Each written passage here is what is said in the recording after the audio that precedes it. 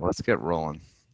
So thank you for joining us today. We're very excited to have you. My name is Dave Wisdom. I'm the VP of Solutions and Strategy here at Exponea. My colleague from Antavo will introduce herself as well. Oh, you're on mute, Julia.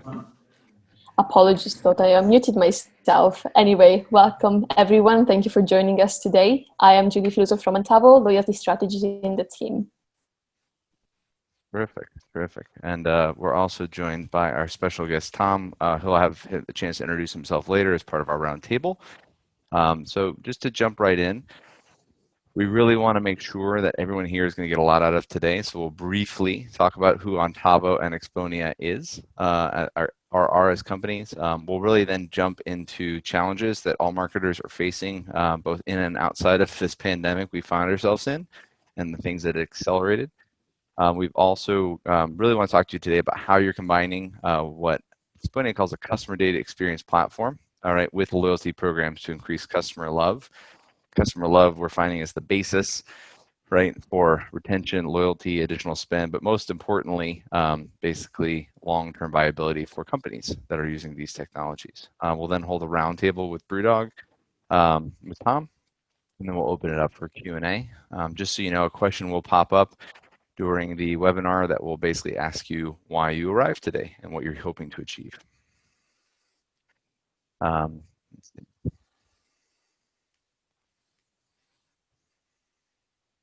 So when you get a chance, please do that webinar intro poll. If there's any other comments or questions, please hit us in chat, and Anna will moderate those. All right, go ahead, Julia. Okay, so let me just briefly introduce Antavo in a sweet and short way. We are a SaaS data-driven company. We provide access to a loyalty management platform that essentially allows brands to launch a loyalty program across all their channels, so both online and offline. We are a scale-up business, and we work with an international team, which is located across all Europe, and we work with a portfolio of clients that are basically including a lot of global brands. We work in different verticals. Just to mention a couple, we are heavily invested in the fashion industry.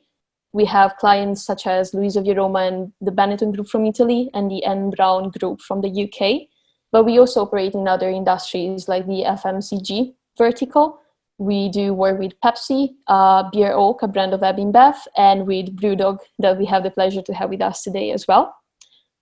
And just to quickly mention what makes Antavo, what makes Antavo different from any other loyalty provider out there. We do have an idea of loyalty that's, let's say, wants to respond to what our customer needs nowadays.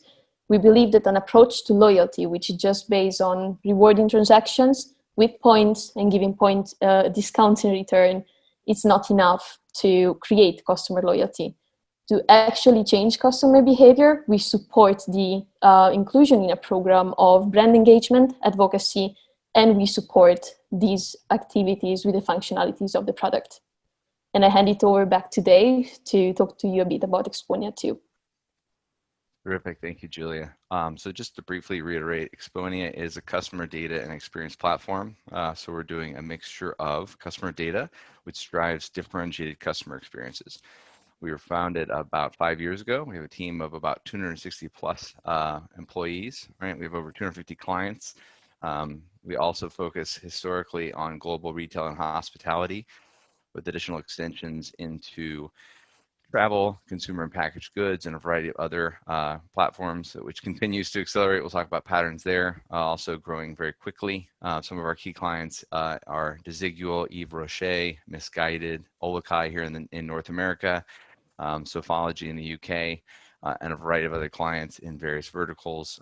One of the biggest clients we have specifically is Arcadia and their kind of platform of groups. They continue to use our platform extensively. We're widely seen as a leader and an up-and-comer in the marketing automation and CDP space. We're scored separately in each of those. We're one of the fastest growing SaaS vendors globally in the last few years. We have offices worldwide in Europe as well as North America. And we also have a presence in Dubai as well. So just to briefly go through it here, right? The reason why we're here today is because We see a variety of synergies between Antavo and Exponea in terms of powering these experiences, and also absorbing data from Antavo to create more differentiated and personalized experiences as well. So as we So, roll, go ahead, Julia. sorry, Dave. So taking it over from here, like Dave mentioned, what we're here for today is to present you with essentially some solutions that a combination of a loyalty program and CDP that can drive more personalization can effectively help you as a marketer to fight against some challenges and to, make your job easier, but also more successful. And if we can go to the next slide, we do know there are a lot of difficulties marketers are facing every day. And the two we want to address today are those that we can directly impact.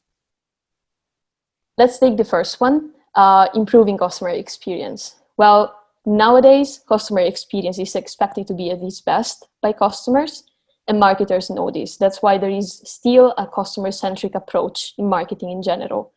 But fortunately and unfortunately, the more we do as marketers, the more customers are expecting. And as we will see later as well, customers are expecting a lot nowadays.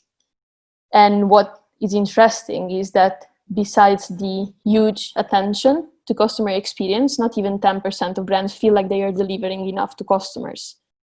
On the other hand, what's positive is that every CMO knows how important it is to keep investing in customer experience in order to differentiate the brand from the market and essentially beat competition as well.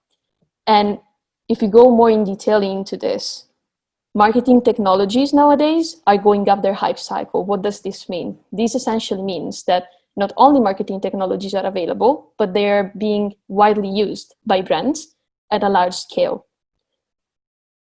Even if we are here, there is still a big challenge that every marketing team is facing, and that's collecting data and insights. Insights are essential. They are needed to deliver a relevant communication and relevant experience.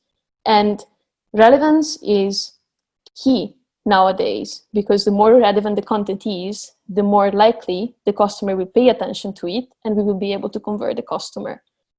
And as we probably all know already, the attention span of customers is very, very low. It's a matter of few seconds to decide whether a content is relevant or not for you as a customer. And essentially, succeeding at these two tasks, so maintaining a high standard customer experience and delivering personalization, are two ways for you as a marketer to impact positively the ROI of your marketing initiatives. And with having this strong customer-centric approach, we also want to keep the customers happy, and we want to avoid them to keep them frustrated. And that's what Dave will share with you in a minute.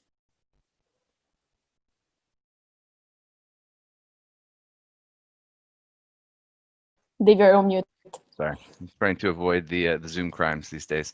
So as we kind of drive in here, right, driving customer frustration, right, we're seeing a lot of behaviors or marketing activities by default being fueled by fragmented systems, right?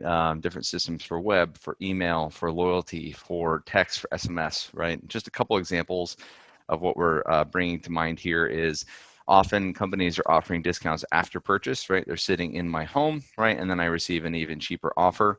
We've actually even heard anecdotally of customers who will return something, right? And buy the discounted offer immediately. So you see margin, you see increased cost of service, right? And you see diminished customer satisfaction because you are not understanding where the customer is, what they're doing, or you're not seeing it in real time, right? There's a 12, 24, 48-hour lag between a purchase and when you see it in the relevant marketing systems, right? Other areas we're seeing is a granular understanding of your stock levels.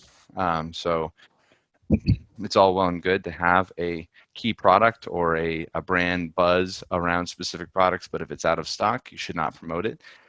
You also should not have marketing or ads or emails that include products that are not fitting. So for example, sending somebody the wrong size in terms of their landing page, or sending them a product that isn't something they've already bought, for example. So just knowing exactly what they bought, when they bought it, and also not chasing revenue with discounts when you can get them at full price by providing that top line personalization, as Julia was saying. I'm going to turn it back over to Julia, talk about some of these patterns that we're seeing evolve right now as well. Yeah, so as it's already challenging in itself for a brand to have a great customer experience, but when we put it in context and we have a look at how the market is nowadays, we do understand why it's actually just a challenging task. As mentioned before, customers expect relevance, they expect personalization when they receive a communication from you, but they also expect it to be easy to reach you. They expect you to be able to interact with you both online and offline, and the boundaries between the online and offline experiences are merging more and more. And not to mention, we are facing a new generation now on the market, Gen Z, which is taking over the market and already have a very strong decision-making power, even over their parents. Now, we're talking about a generation that has been basically exposed to a lot of branded content already and who has grown hand in hand with technology. They know how to get educated on a brand, and they know how to distinguish a good customer experience from a bad one. And linking back to the attention span I was speaking about before, theirs it's even lower, just because they know what a good content is compared to a bad content. So grasping their attention is in general harder. And without mentioning that that's not the only challenge we're facing, we all know, and it's not a secret, that 2020 brought a lot of challenges along the way. The COVID-19 pandemic did, actually.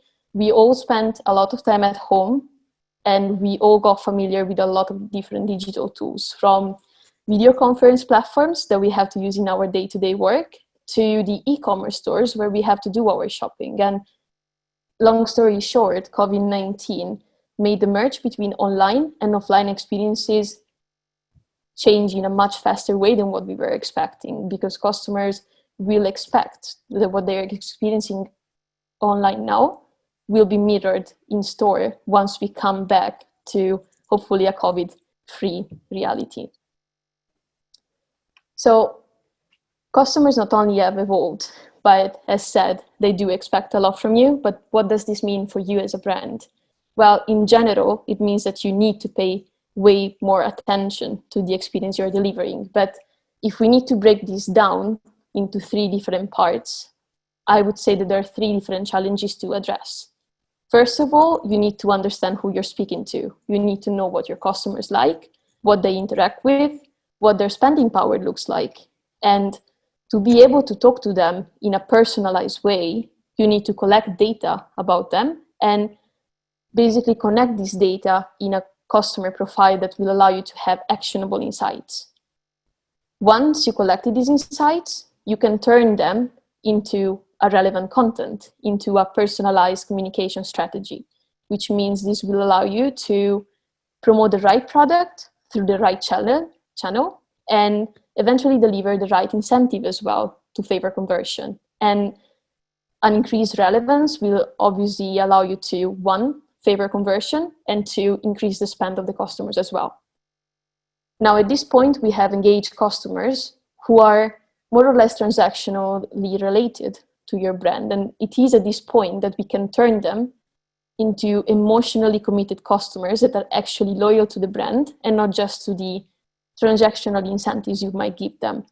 What does this mean in practice? We can build habits, behavioral patterns through types of engagement that are not just related to transactions, with the purpose to build brand awareness and favor advocacy. And if we go on, we will see how an approach that combines a loyalty solution with personalization through CDP will help you achieve these 3 objectives: customer understanding, relevant content, and emotional brand connection. Now, what we want to share with you today are 3 use cases, I would say 3 different approaches that you can adopt in order to achieve these 3 goals. And for each one of these examples we're taking to you today, we will share a general approach that we would recommend in order to succeed at this, as well as an inspirational example that's basically related to a specific industry. So let's start with the first one, which is how do we understand our audience? How do we know who the customers are? Well, let's get to the actual details here. And let's start from the fact that to collect data and to know customers, the first thing you need to do is identify them. But it's not as simple as it sounds. You need to give them a reason to identify themselves. And that's one of the basic goals of a loyalty program, giving customers a reason to identify themselves, because just by being a loyalty member, they will be able to enjoy the benefits related to it. But how are we going to encourage customers to join the program? There are two main factors here to take into account. One, make it easy to sign up to the program. And two, make sure that the program is attractive enough. How do we deliver an easy sign-up process? Well, at first, make it easy and fast. There's no need to ask a lot of information when they are signing up. It's enough to ask a few credentials. You can focus on data collections once they are within the program.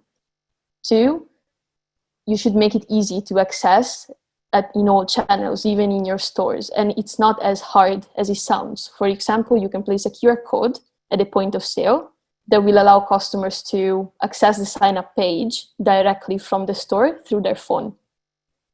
And as mentioned, it's a must for the program to be attractive for your audience, which means that one, rewards should be relevant and they should be wide. You shouldn't just give discount, it should be a wide reward catalog, but they should also feel achievable. So the first reward should be slightly easier to achieve, or you could even deliver a welcome gift when they join the program just to encourage another interaction. Once you gave them a way to identify themselves, you can prompt identification every time they engage with you, even in the stores. And just to give you an inspiration on how this can be done, you can just give customers a digital loyalty card, which is delivered to them as a mobile pass that can be downloaded on their phone and simply being scanned through the barcode or QR code placed on the pass in the store.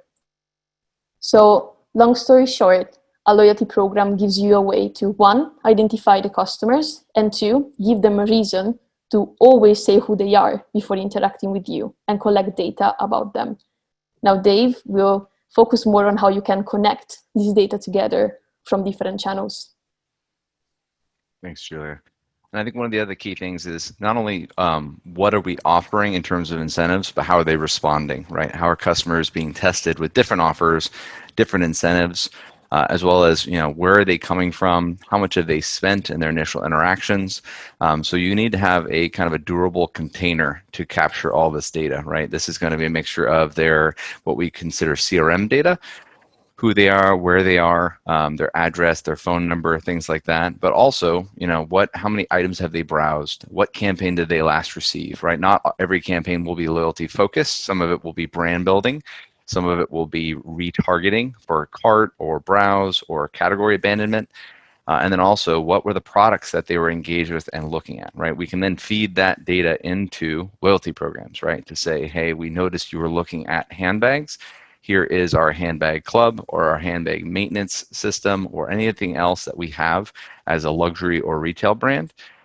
We'll also talk about other industries and areas of focus here. But ultimately, right, the digital identification provides a trail for us to follow and also an incentive for them to continually identify themselves across channel, right? So that we don't have anonymous behavior in one channel that could drive a negative customer experience in another. To take all this content into a tangible example, we imagine how this journey could look like in the hospitality industry. The reason why we decided to focus on this is because, based on both mine and Dave's experience in our companies, is that a lot of times players in this industry are struggling with knowing who the customers entering the door of the restaurants or bars are. And when playing both on the e-commerce and on the offline channel, it's a struggle as well to merge the experience of these two channels. And how can then we pull the data together from both the e-commerce world and the offline environment and create a single customer view of these customers for a better targeting? Well, just to recap, on the loyalty program perspective, we can obviously identify the customers through one, favoring enrollment, and two, by giving them ways to identify themselves offline as well with the digital loyalty card. But we can also directly collect information about them. We can incentivize them, reward them for sharing any sort of personal preference. For example, by asking them to complete their profile, or even by just filling in a survey after an experience in the restaurant, or even an NPS score survey as well, to just understand how satisfied they are with the service they are getting. And I'll hand it over back to Dave now to speak more about the segmentation part of things. Yeah, and I think one of the key things is from the very first interaction, right? We know historically what users have and customers have done, right? We know generally the patterns in which they engage, right? So once we've created that single customer view, right, we can then bring this into prediction as well as recommendation, right? So personalization really is saying customers who are at your similar part of your journey, here are the things that we would recommend, right? Customers who are taking the actions that you were taking will end up, for example, buying this item, or attending this event, or for example, signing up for, as we'll talk about with BrewDog, certain loyalty programs, as well as communities, right? So it's about bringing content from a wide array of content, maybe within your digital asset manager or CRM system, right, and bringing it forward, right? So by predicting where they are likely to go, right, we're going to be creating experiences, as we say at Exponea, that are magical, right? Experiences that seem both intuitive as well as deeply helpful. Ultimately, I think marketing in its purest form is being helpful and being kind to our customers and understanding what they're trying to do and enabling them to complete those goals or those ideas, right? So as we continue to talk about this, this is not about technical integration. That is a means to an end. The end is to create experiences that feel very personal. So, and to keep going with Julia. You're on mute, Julia. Oh, I'm sorry. Still need No to get worries. used to this digital platform, even though I've been engaging with it for a while. Anyway, let's get back to what was the second goal we had, which was delivering a relevant experience, which means knowing what's the right channel, the right product, and the right promotion to get through to a certain customer. Now, let me just put this issue or this challenge within the context of a loyalty program. We all know that a loyalty program is built on providing direct incentives, right, to our customers, which means essentially rewards. And a lot of you might think that this means providing them with discounts, but that's not quite the case nowadays. So rewards must be perceived as valuable by customers. And this doesn't necessarily mean that they have a hard financial value that's super high. It might just mean that they are perceived as highly valuable by a customer. It's true, certain customers might be triggered by a financial discount, but others might be more interested into, for example, a complimentary gift to pick up in the store or a complimentary service. And just by knowing the customer base, we would be able to segment rewards accordingly in a way that they would respond positively and actively to it. Now, value is not the only thing that customers are looking at. They might be looking to having a sense of exclusivity because they are part of this loyalty program within what you're offering. And this means they might appreciate some early access to sales or any offer. And this is something that usually works very well in the fashion industry. For example, there are a few cases where customers are appreciating an early access or an exclusive access to special collections. A fun, engaging way to deliver this is by creating a community around this need, a club that's essentially granting them this exclusive access to a special collection. Let's take, for example, sneakers, which is a very desirable product, but also gives them the chance to bond together with other customers that have the same interest within the program. And last but not least, sometimes customers care more about the quality of the experience rather than the value you deliver to them through actual rewards. That's why in that specific case, if you're targeting such an audience, it's a good idea to involve services in the picture by providing exclusive services in stores, for example, a dedicated shop assistant that will help you shop, something that might be especially relevant in a post-COVID world where we have limited access to stores, but also any sort of complimentary service online, like an extended return period, for example. And I'll hand it over back to Dave now, because incentive is one of the right things to nail, but it's not the only one.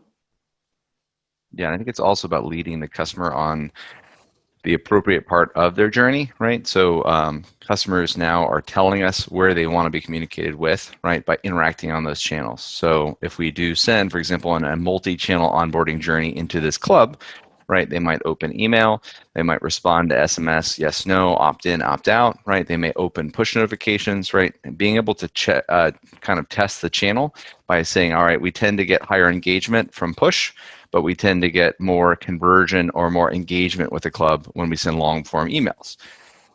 So it's absolutely critical to test your channels, right? And to have all of those channels bound up into one tool, right? Instead of kind of pulling data from one tool and integrating it and so on, right? So being able to test channel, but also test message, subject line, basically when time of day, when we send it in the morning, afternoon, or evening.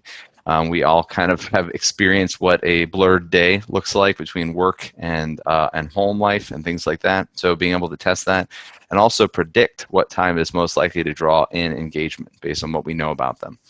So as we kind of continue to learn from these customers, and as we see, this drives down the need to offer discounts as a means to chase them, right, and pulls them in because they're getting differentiated experiences, as Julia said, in a time where one-on-one interpersonal kind of clienteling or shopping is either unavailable or has to have a digital equivalent. I'll hand it back over to Julia. So let's see now another application of what we just described. And to put it into context, we did think this is a good practice to involve in a beauty brand, for beauty brand in the beauty industry, for two main reasons. One, there is a very large product catalog, and nailing the next replenishment order is essential to maintain the success of the business. And two, having returning customers is obviously the key to the success of the business as well. And being relevant among so many competitors with so many different products becomes the key differentiator for a brand. How can we actually do this? Well, if we recall what we described in the previous journey, we are capable to identify the customers, and by essentially knowing who they are, where they carry out any activity with you as a brand, we can collect data around them. And these data are both loyalty related, so when do they enroll in did they enroll in the program, or how many points did they collect, or did they complete their profile, but even behavioral data. So how often do they purchase? How often do they visit your website, for example? And together with this data tracking and knowing who your customers are, you can directly offer, as mentioned before, incentives. And these incentives can be different from each other, because the redemption of a different incentive compared to another will tell you what customers are actually into and will react to. For example, you can provide a skincare guide, just a piece of content that they can maybe relate to better than an offer on nail polish. And this will depend on customers. And I'll hand it over to Dave to see how we can actually deliver this.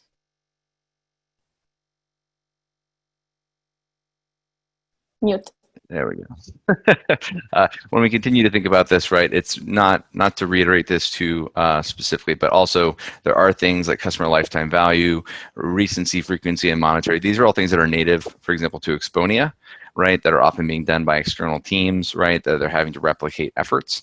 So it's really about having that as a native part of the way you're reaching out, so that there aren't any jarring or disagreement, right, between what they're doing. Right, if they're a brand new customer, right, you want to onboard them properly. If they're a 5-year customer, you want to speak to them very differently, as well as the offers that you're providing them as well, right? So when we really want to talk about this briefly, is that emotional reactions can be negative, right, to the wrong offer. And then we also want to say is that the right offer at the right timing can provide a stronger emotional connection. So I'll hand it back off to Julia. We got now to the last example we want to bring to you today. And that's basically getting the connection between you and the customers to a next level, not just focusing on transactions, on product recommendations, but taking the connection they have with you as a brand to a more emotional dimension. And how can this be done is by essentially giving them the chance to engage with you in a non-transactional way. Now, we said how in a loyalty program you can incentivize people to do something. And as such, you can reward them for completing actions that are not purchases. Let me give you some examples. You can reward customers to interact with your content. For example, for watching a video that you posted on your website or reading a blog post about your latest business update. Or you can bring their engagement over to social media. A very creative way to do so is through an Instagram contest, for example, by promoting the idea of sharing a post with a hashtag that's only related to your business. And last thing, you can also build a habit to interact with you on a regular basis by rewarding more those customers that are interacting with you more frequently, like visiting your store or visiting your website too. And I'll hand it over back to Dave. Yep, and I think one of the other key things here is that as we talked about with predictions, post sign up and or once we have them land on the site, like say post Instagram contest or some other specific challenge they're trying to do, we also want to do conversion likelihood, right? How likely are they convert on this session, right? If they're not highly likely to convert, maybe they just purchased yesterday, but they also did engage with the Instagram contest. It's a great opportunity to develop the brand, right? Or offer additional incentives or offer additional content, right? But also if they have a high session conversion rate, this is maybe where we do strategically offer a discount or strategically offer something where we're saying, hey, they just need a small nudge, right? Or they might need an additional incentive that may not be monetary, right? It might be a free gift. It might be some other item to drive them over the line, right? So we also want to make sure that we're promoting products and offers that are directly relevant to what they're doing. So if they've just bought nail polish, you might want to skip that, right? If there's a seasonal change coming up, a weather change, something else like that that we can speak to in terms of what we do and what we offer, we want to make sure we're dialing to that. But again, that can also be different. One of the key things that we note is that we both have clients all over the world, right? Southern hemisphere is going to be very different from northern hemisphere. And if you try to do broad market-based offers, right, it's really important to know where somebody is at that moment. We've also seen a lot of mobility of clients and customers, right? And where their customers are living and staying and working and buying. So it's important to have, for example, geolocation, geo-targeting, and also be able to infer what they're trying to do from their browsing behaviors. So having that all in one place is a technical undertaking. We're about to roll into kind of how we address this. Yes. In this last example, we decide to just target the retail industry in general, because this is actually an issue or something that lacks a lot of time from the experience within a store, both if you're talking about the online or offline experience. And let's face the truth. Why do we want this engagement to happen? Of course, we want to build advocacy. We want to be true loyalty. But at the end of the day, we do hope that all these interactions will turn customers to another transactions and essentially to increase their customer lifetime value at the end of the day. And a very, let's say, flexible way to insert this sort of engagement within your experience is by, for example, launching a challenge. A challenge is what it sounds like. It's essentially giving customers a limited amount of time to complete a series of actions. These actions can include also transactions, but can also include any other action that's not related to purchases. For example, you can create a social-only challenge and challenge your customers to make one friend referral as well as participate into an Instagram contest. And you can target different customer segments with different challenges based on their previous engagement to reinforce that behavior and create a habit out of it.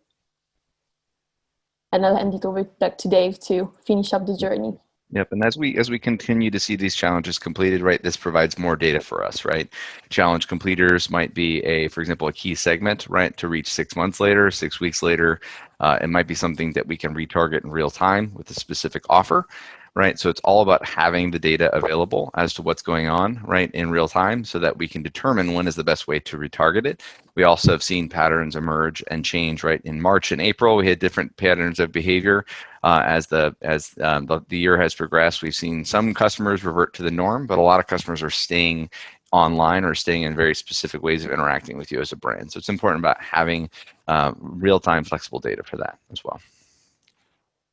And so as we kind of seek to wrap up and head towards the round table, right, we did talk about a lot of different things here, right, from both the Antavo as well as the Exponea side. So ultimately, kind of working our way through, right, the actions of what people are doing, contests, prizes, contests, entry, right, online or offline engagements, right, as well as any of the other incentivized loyalty behaviors, right.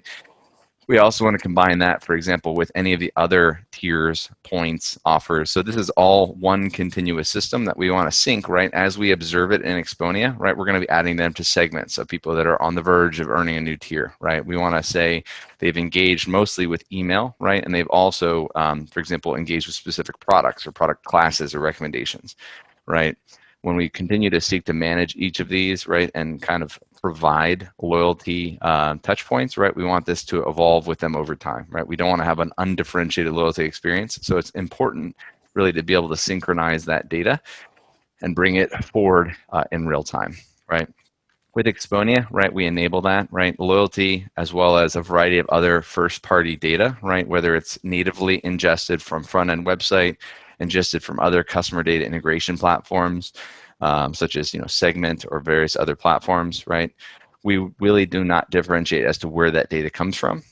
We want that to be rolled into, excuse me, a single customer view, right? Unification is only possible when we have one, for example, layer to bring data into our platform that allows us to resolve identity, create profiles, but most importantly, right, it enables that real-time intelligence, that learning and capability for learning about what's going on now and how it's going to influence my next 7 days or my next quarter or my next year of planning as a marketer or as a loyalty strategy professional, right? We also want to be able to provide recommendations and predictions that are key to what they're trying to do, right? And try to get them to drive and incent our behaviors, right, through passive or active activities.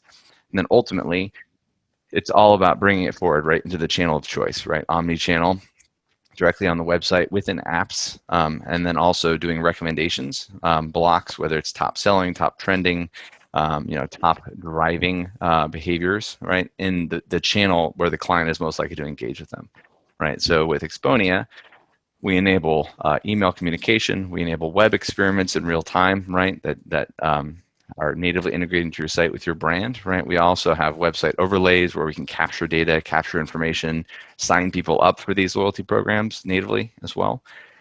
And then ultimately, we can then retarget those audiences on advertising platforms, right? Saying, hey, this is our high loyalty, high engagement, very high value audiences. Let's find lookalikes, for example, on Facebook and Google. And then let's also have additional for example, direct response messaging and SMS and push chat tools and things like that. And then as we continue to learn, right, providing surveys, and then also talking to other systems, customer service, call centers, even in-store associates, letting them know that a high-value loyalty member has set up an appointment to come into the store to pick something up, maybe creating a differentiated experience there as well. So as we roll through, we want to make sure that we provide plenty of time for our roundtable with BrewDog. I'd like to invite Tom to join us on stage and turn on video and unmute, and we're going to talk through some questions with him. So I'll let him introduce himself, and we also just want to say thank you for joining us today. I know you're very busy right now. Oh, that's great. Good to be here. Thanks very much. So I'm Tom. I am the Director of Digital and E-commerce at BrewDog. And for those of you who aren't aware of BrewDog, we are a brewery, and we have bars all over the world. We have about 100 bars globally. We have breweries in Scotland, Ohio, Berlin, and Brisbane, Australia. And we're kind of a bit unique in the fact that we are community owned as well. So we have 150,000 crowdfunding investors in the business. So we feel very much community led. Great. So let's jump right in here. I think really what I think probably is on a lot of our attendees' minds is kind of why did you decide to make this journey, right? So why did BrewDog and you specifically go with a loyalty program combined with a platform, like Exponea, in these specific times? Like, why is now the time to make this investment? think there's kind of two parts to it. One is as you've spoken about before, is the customer experience and just making sure that that is absolutely on point. I think in our digital world, we haven't been as advanced as we are in our bar experience. So you walk into the bar, that experience is kind of honed to a T to really up that experience. But when you come to a digital estate, then we haven't matched that. And then there's some extremely commercial objectives behind that, which we can go into. But I think this period has been insane. I'm sure everyone will agree, and it's just accelerated that direct to consumer part of the business and just how important it is. Obviously, for us in the UK, on March 16th, remember it very well indeed. All the bars closed. We thought, oh my gosh, this is going to be a hell of a ride. And then within a few days, we started to see that kind of e-commerce revenue fly up, and we're like, oh my gosh, the DTC part of the business might be the way of making it through, and that's increasingly been the case. And so it's rapidly accelerated our plans. We were actually, I joined BrewDog back in 1 year ago, and we're starting a program of improvements. We've just accelerated it, really rapidly. To give you some kind of sense of scale, we're doing about 10 times the orders we were doing previous to that day. So that's the kind of scale of the challenge to bring this forward. So I think it was extremely important that we massively improved the customer experience. And I think that is absolutely the case. And I think this is a way of doing it. To expand a little bit on it, we already had a multitude of customer touch points. Like I said, we've got all of these bars all over the world. We also have hotels. You can buy our beers in third-party bars or supermarkets. You can buy them directly from us. We had all kinds of marketing initiatives running, one of which was a brilliant one called the Beer Visa, where you have a passport, a real-world passport, and you get it stamped every time you go to a bar. And there are prizes, and it's a little bit like the challenge that Julia talked about. That was an entirely analog experience, and just to show you the depth of engagement with that, we challenged people to visit all the bars, all 100 and whatever of them, internationally all over the world, and someone did it in 2 weeks. So people want to engage, and we just want to make sure that when they do engage, it's a highly connected and rewarding experience. I think that's absolutely key for us. Thanks, Tom. And I think in terms of you've seen your channel shift, right? You've seen your digital experiences shift. Where do you feel like, what channels are you currently communicating with, and where do you seek to expand? Where are you seeing additional traction, right? And you're looking to implement in the near future? Absolutely. So, we've been a very PR-led business, that has kind of grown, but increasingly as people, as you said, people expect a much more engaged experience, a much more kind of personal experience. So, our online platform has increased in its importance. For us, social media, and I will say that one of the biggest, the platform that's meant been the most valuable to us over the last 6 months has been email, for sure. Really, as we've started to bring together all that data and learn about our consumers, it is the least expensive to operate if you get that right, and it's one of the highest returning on that. So I think that has been absolutely vital, and that kind of one-to-one communication is absolutely vital to us. Yeah, email continues to live long after people have projected its demise. So. That's true.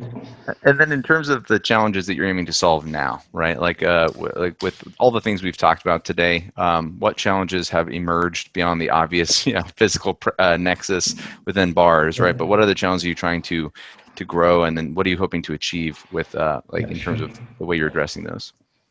Sure. So we have the nature. One of the things that's been brought out in this experience is we started off being very closely catering to people who absolutely were fanatical about it. So real dyed-in-the-wool beer fans, and so they wanted a certain thing.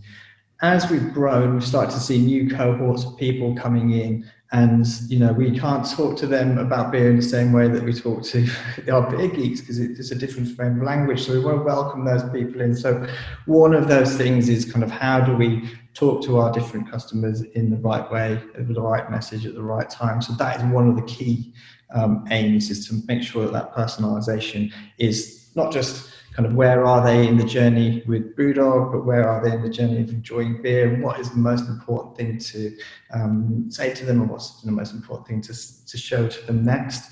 The other is making sense of the world of BrewDog. I think we do a hell of a lot of things, and for us, a loyalty program was as much about incentivizing high value interactions as it was about going, here's where to start. You know, what some people are coming in and going, I've never tried an IPA. I don't even actually know what it is.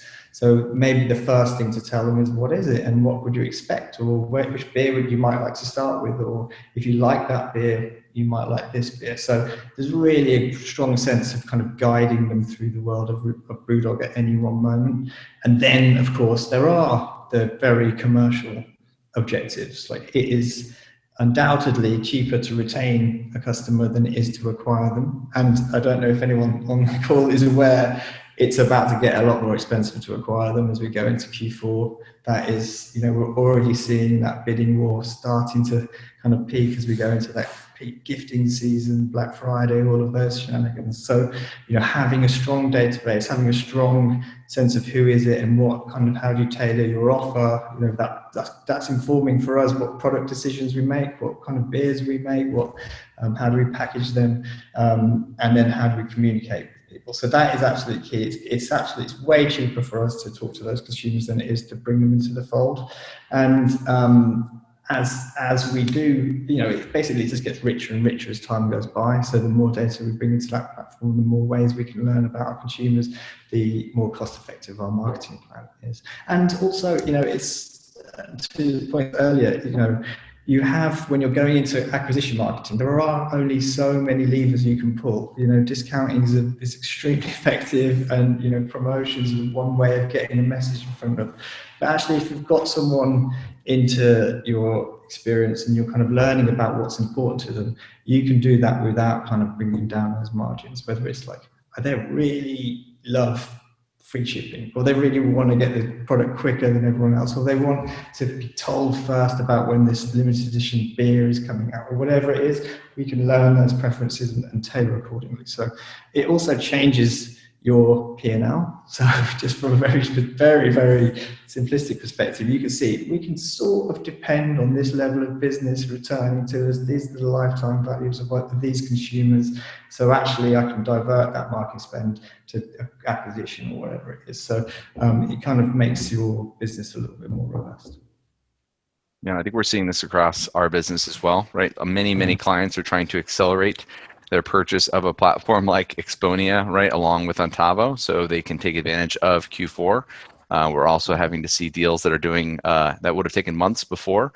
And in terms of acceleration of adoption, right, we're seeing deals being done in weeks and not months, right? They're getting this kind of all make or break moment, and we're seeing this a lot, right?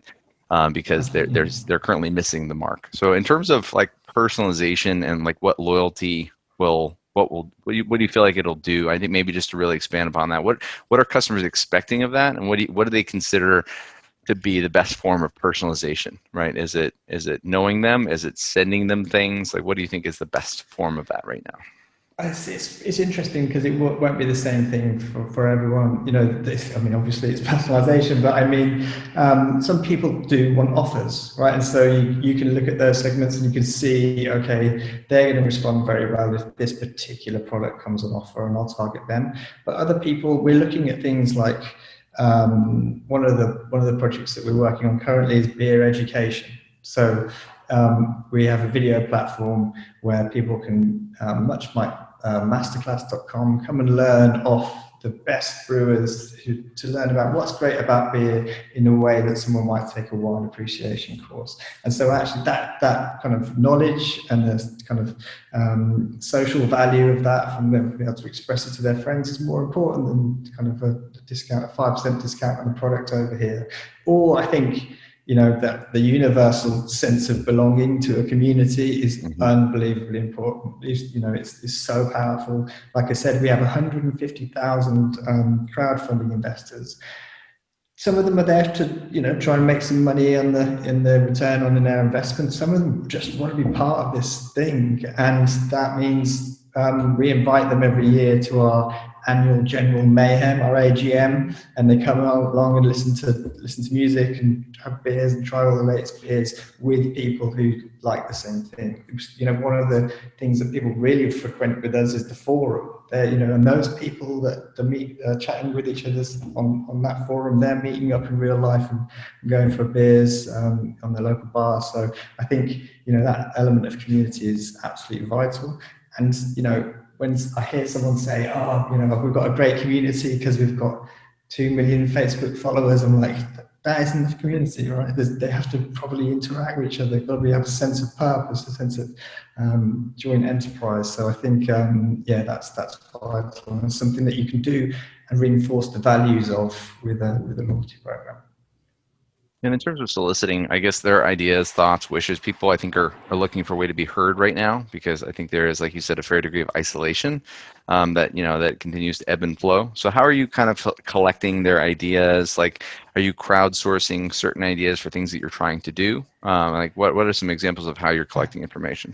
Yeah, so obviously one of the things like I mentioned before is the forum. Also, you know, literally, James, our founder, is incredibly vocal. You know, he's one of our channels for testing. He gets stuff out there on social media and says, "What do you guys think of this?" And we test and learn really early. But it's quite simply we ask them. You know, one of the things is, you know, we do surveys, and that's part of the system we're building. Is just like ask them questions about what they want to see and involve them in that. You know, like I say, there's 150,000 people who are very much part of the business and own part of the business, so they're extremely valuable for that. And then, you know, and the other one is just looking at the data. So there's also, you know, one of the tenets is that people might say something different than what they do. So we look at those cohorts and analyze those in detail to go, actually, it's a little bit different in reality. They do like an offer now and again. So I think, yeah, that matching those two things is vital. And I think the richer your data sets, I think today's battleground is data, really. And it sounds like this horrendous observational thing, but it's more like that central business thing of like, if you know what your consumers want, you're better placed to give it to them. So that's vital. Yeah, I think one of the things we found when we continue to do our research is that people will share data when they feel like they're getting a fair bargain, right? A fair trade. Same thing with their share of spend, right? So you mentioned, for example, e-commerce, right? And you know, asking them for money, right, in return for beer, that's a pretty good deal, right? But in terms of asking them to spend more of their money, right, with you, and maybe reduce spend with either other breweries or even just other categories, wine, spirits, liquor, things like that. So how are you kind of driving forward your e-commerce strategy while staying true to kind of the BrewDog ethos and community? I think, well, e-com has been absolutely a lifeline during this experience, and it has. We can actually see now the ebb and flow between channels. So, you know, as we see some of the restrictions placed on bars, we see people kind of buying more online, and that kind of ebbs and flows. And I think. Again, it's about tailoring this experience. You go, what is it that people are looking for right now? So it could be there was a whole home stocking approach, right? So people going, actually, I don't want to be going to the supermarket too often. I want to be able to buy 48 beers when I normally would have bought 24, and we could kind of test that and incentivize that. In fact, we did. So during that period, we'd incentivize 48 beers with free shipping, for example. And then one of the experiences that we brought out was a Zoom bar. So that was, people are missing the really social experience. So we would do what we feel like a pub quiz and a band on and all of those good things to bring those people together who are missing that kind of social contact and everything. So you know, and then link that through to e-commerce, so we would have a tasting experience and things like that. So I think again, the more that we know about those different cohorts and those tastes, the better we can change the product experience as well. And do you feel as you kind of have gotten feedback from the customers, right? And like as they've attended, do you feel like that is as a leading question, but do you feel like that's going to be an audience that will translate to in person, or do you feel like there even a cohort that's emerged that prefers virtual, at home beer drinking? Like I feel like there's going to be some habits that are formed now that might persist in a surprising way. So what do you think that's going to look like as we head into 2021?